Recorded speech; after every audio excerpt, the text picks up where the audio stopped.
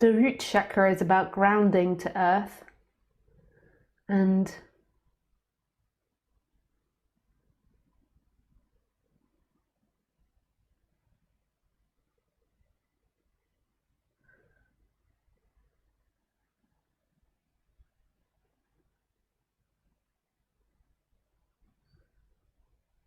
about feeling rooted to here, not drifting off into the clouds.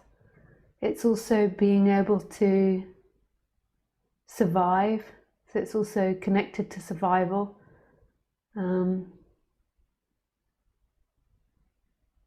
Groundedness. Out of balance, I think it can be a lot of fear, ungroundedness, feeling like you can't survive, that you can't make it as a human.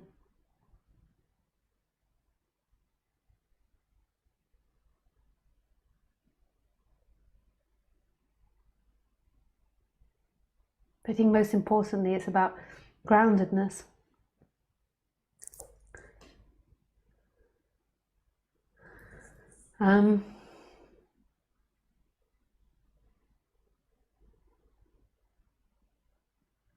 So why is it that you feel that your root chakra is out of balance? Like, what happens in your body?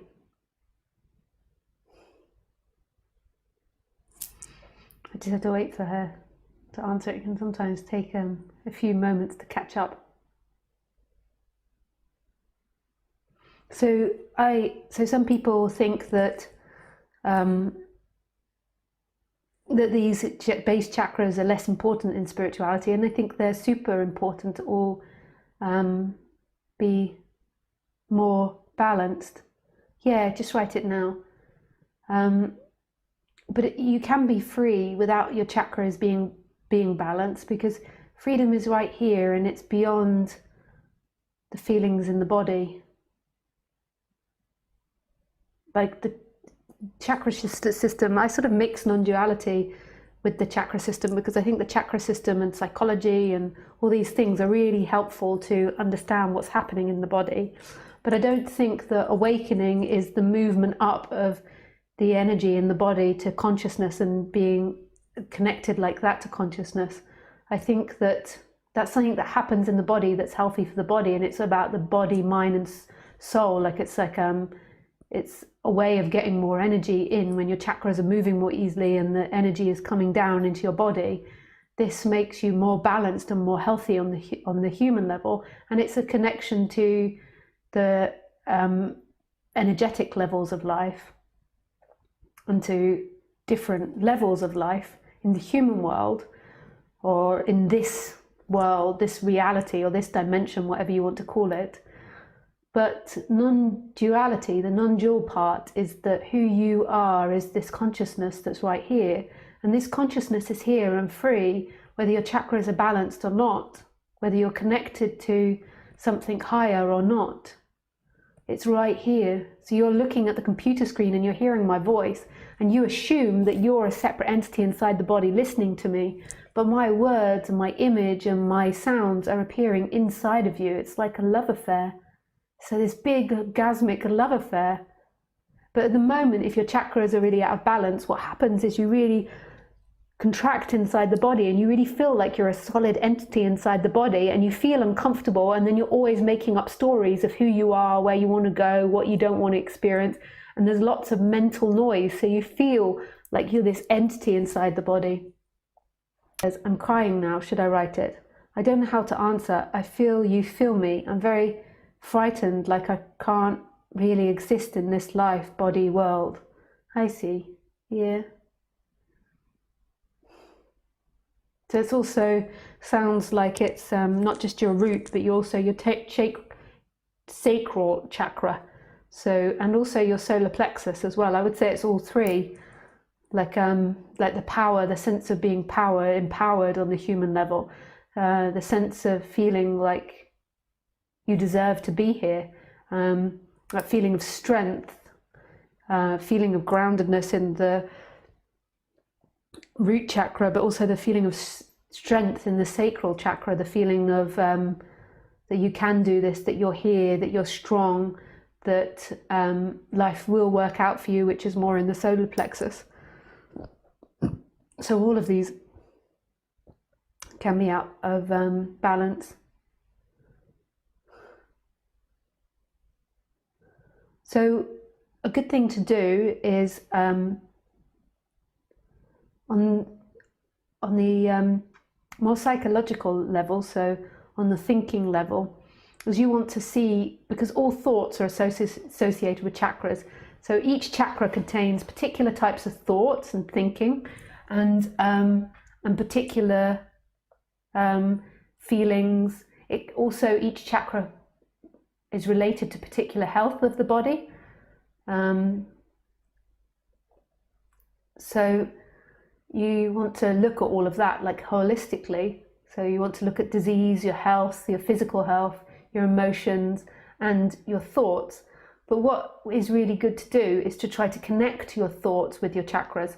So each chakra has particular thoughts. So I can tell when somebody starts telling me their problem, where they're out of balance, just by the types of thoughts that they're having. And sometimes it goes between a couple, but when they tell me their story, it's pretty obvious to me where in their body they're weak. And normally when I get them to put their attention there, there's a lot of pain there. So if you have disbalance in your sacral chakra, then this is a feeling that you're not strong, that you're not strong enough, that you won't make it in this life, that you're weak, that things are going to be a problem. It's anxiety. Like it can be absolute lack of sexual interest, like lack of the idea of sexuality or intimacy, a cut-offness from it. It can also, when it's out of balance, be over-sexuality, like too much excitement, too much stimulation by sexuality. Imbalance, that the sacral chakra can be love, intimacy, feeling like you deserve to be here, feeling strong, feeling powerful, feeling like you can do this life. Maybe that's not it, more strength. It's a feeling of strength. And then when you go down one more, it's a feeling of groundedness. So you want to connect what types of thoughts. So let me give you an example. So say if you're having anxiety about something. So say if you're having anxiety about your work and you fear something going wrong and there being a disaster. That could be the solar plexus, but it could also be the sacral. So you want to see what types of thoughts you are having and then take it down to the chakra. Say if you're having lots of thought about heartbreak, about love, about falling in love, about who loves you or doesn't love you, about not feeling worthy, then it's going to be in the heart. If you feel really out of control, so you're having thoughts like, this is going to be really out of control, nothing's going to work out for me, bad things are going to happen, you can't control someone, like wanting to control someone, wanting to control events, feeling like you can't do something, so feeling overwhelmed by something, maybe lots of stress. Stress can also be the chakra or the sacral chakra or the solar plexus. So look at what your stories are telling you, and I promise you every story is associated to a chakra. Every story, and we take them all to be true. We've all got the same chakra set up, and there's lots more chakras in the body, but these are just the main chakras, and we take them all to be true. So when we start having like fearful thoughts about work, we think there's really a problem at work. There could be a problem at work, but it is the way it is, and like the fear should come if there's a problem at work just to fix the problem and then it's over with. But if you're having repetitive thoughts about fear of work or fear of death or fear of illness or fear of a tragedy happening, then I promise you it's the sacral, the root, or the solar plexus that's out of balance, and you just need to see where those where it resonates. And the way that you do that is you start saying the basic thoughts like, I'm afraid, I'm afraid, I'm afraid, or I can't do it. So the basic thoughts of the chakra. So you start saying things. So the solar plexus, it would be, I can't do it. Life is out of control. I'm never going to make it. Life is hopeless.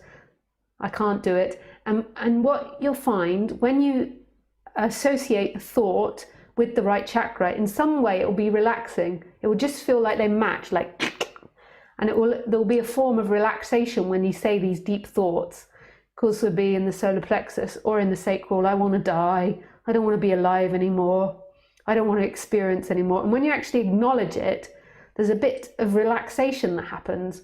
But when you're in the surface thoughts, so the thoughts that arise in your mind, you're moaning about your work colleague, you're moaning about how this person's done that, or your boss has put too much work on you and they always do this. But deep down, what you're feeling is that you can't do it, that it's too much, that you're overwhelmed, and it's your chakra out of balance. We as humans, the chakra goes out of balance. We have particular thoughts. We think there are thoughts, and they think they're real, and we think they're real, and they're actually talking about us, and they're actually talking about the situation. If they're talking about the actual situation, so if they're actually happening, there's actually a problem, then if the chakra is balanced, you should just deal with the problem and then it's over with. When the chakra's out of balance, it's a repetitive thinking about it and keeps going back. That's how you know. And it's so amazing as you go into the body and you learn about the chakras, because you just see that it's not real and that they're not true. And then you see how like attracts like. So as you all know, that I like the law of attraction and the teachings of karma. So if you've got a chakra that's always telling you, that's out of balance and always telling you can't do it, you're hopeless, it's helpless, you're going to fail, that's what your life's going to manifest it as, because that's what you're going to be drawn to: situations where you fail, situations where you're stuck, situations where you can't do it.